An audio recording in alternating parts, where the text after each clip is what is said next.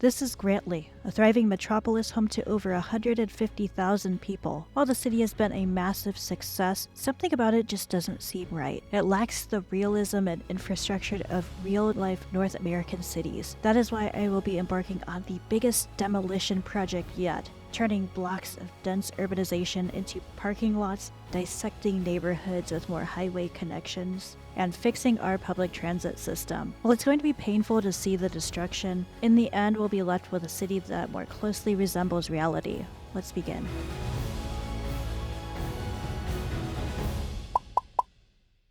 The first project I'm going to tackle is public transportation, specifically the subway system. It was actually getting a lot of usage previously, but overall I found it to be a little inefficient. I'm deleting all track connections right now, but I do intend to keep most of the subway stations. I simply want to rework some of the lines and how the stations will connect with each other.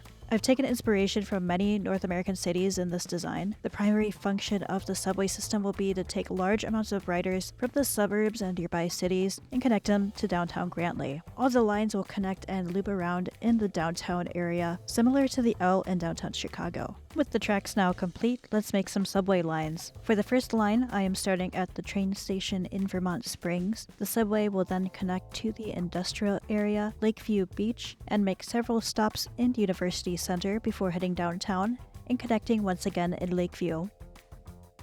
Our next line will begin in Ivy Crossing. It then travels downtown and exits the city on its way to Southport, where it will make several stops on the new elevated subway stations before returning in the opposite direction. The last line begins at an overground station in Woodland Crest. It makes a couple stops in East Tech, the central train station, and then loops all the way around downtown Grantley before making its return. While we did lose some subway lines during this process, I believe the updated subway system better serves its purpose and is more efficient. I'm hopeful that as a result, the number of people using the subways will increase. I'm moving on to the more difficult task now, which is deleting every single bus line and bus stop in the entire city. There are a lot of these, so this might take a while. Previously, my bus lines were poorly designed and many lines were not fully utilized. This time around, I want to use my bus lines to create closer connections between neighborhoods that are otherwise not served well by the subway system. My first two lines will start and end at the airport. One will take a northern route, connecting to Woodland Crest and continuing until it reaches the bus station in downtown Grantley. The next will make a stop in Vermont Springs before continuing to Southport. Now, all neighborhoods have a fairly straightforward way to get to and from the airport. I have a couple other ideas for bus lines, including a line that connects nearby neighborhoods to downtown Grantley, one that provides north and south connections from Vermont Springs and the industrial area, and a local Southport bus route to better connect the city. I've also created two bus lines from the downtown station to our two outside connections.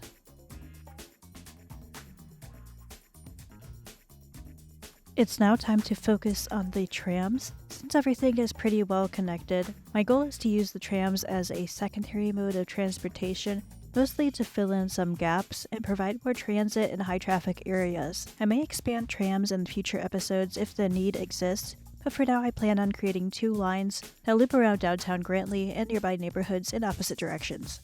With all public transit now complete, let's unpause the game and allow our transit to resume. It's going to take a little while for the game to sort itself out, but you can see after just a couple of minutes, the ridership levels across all modes of transport have rapidly increased. Let's move on now to the parking situation in the city. While some street parking is okay, I find it excessive that nearly every road is littered with parked cars. I have a couple ideas I want to utilize in order to fix this. Some buildings will be thoughtfully demolished in order to place more parking. This is definitely not the solution I like to see, but it is a reality in many cities around North America. I'll mostly be using surface lots for now and attempting to fill the gaps wherever I can. I have yet to unlock the underground parking and the automated parking tower, but once unlocked, I'll be replacing some of the surface lots in the downtown area with these.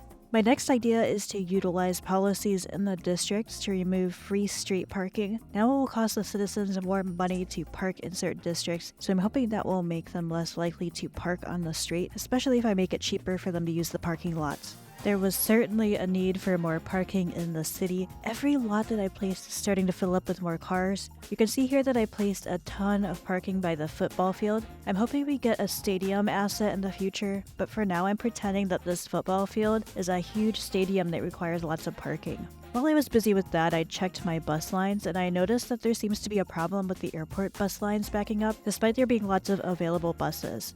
I've been sitting here watching for a little while now, and despite being completely full with loads of passengers waiting, the bus does not depart. I'm not sure if this is a bug or if there's some kind of solution to this problem, but let me know if you've experienced something like this and if you found a way to fix it. Alright, now that the parking situation has been helped, although it's far from perfect, we have displaced a lot of people through the destruction of high-rise residential buildings. I was anticipating this, and I have installed the Bye Bye Homeless mod in order to reduce the negative effects on the city, but I still need to make sure that there's adequate housing available. We've had all these unfinished highway connections for quite a while, so I think it's finally time to start some suburban expansion. My first neighborhood will be north of Uptown. You can see I've already placed the Disease Research Center up here, and that's a hint about this district's purpose. Right along this area, I'm dedicating lots of space to have a massive medical complex. In the last couple episodes, I unlocked the medical university, so naturally that will be included in this complex. There's a large gap behind these buildings, so to fill the space, I've created ample parking and a large plaza. Once I unlock the Health Research Institute, I will place that in this area as well, but for now, let's continue building out the neighborhood.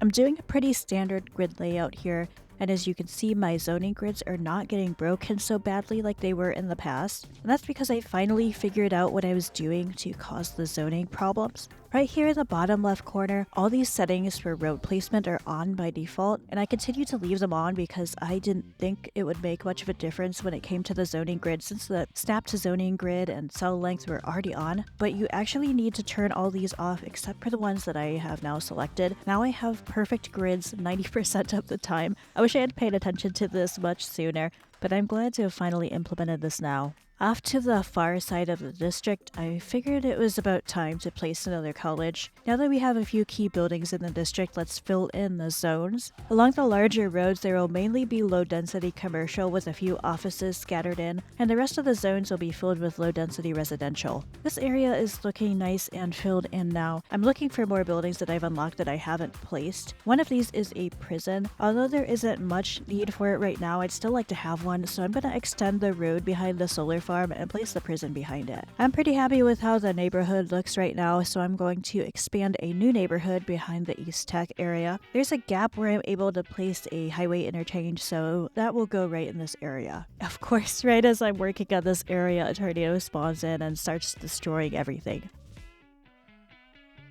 Luckily, the tornado only destroyed a few homes and they were quickly rebuilt, so I'm going to move on and connect up the new highway connection. My goal is to connect up the main road from Woodland Crest going through the agricultural area to our new highway connection, and then to the medical district. This new neighborhood will be pretty standard suburban sprawl, just like Woodland Crest, so there's not much to see here. The last neighborhood I'm working on today is more urban grid style layout next to Southport. I felt we were overdue for a landmark, so along the river I placed the National Museum of Art, which I think fits beautifully in this space. This neighborhood is mainly comprised of mixed-use buildings, a few medium-density apartment buildings, and row homes. I wanted to maintain a little bit of density outside the immediate downtown Southport area, since a gradual decrease in density looks more natural. The neighborhood is not yet finished, but I don't want to expand too rapidly. I find my cities, or rather my computer, starts to reach a breaking point, a little over 200,000 residents, and I'm not ready to end this project just yet.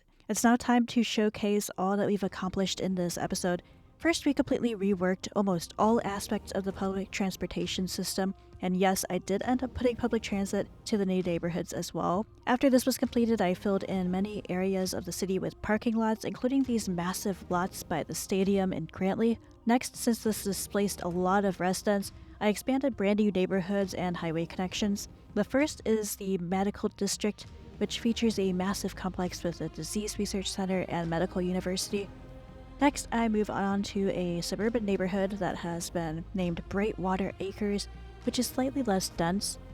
Finally, in the Southport area, I created a more urban neighborhood with the focus being on the National Museum of Art bordering the river. This new neighborhood is one of my favorites, and thanks to the landmark, should become very popular for tourists.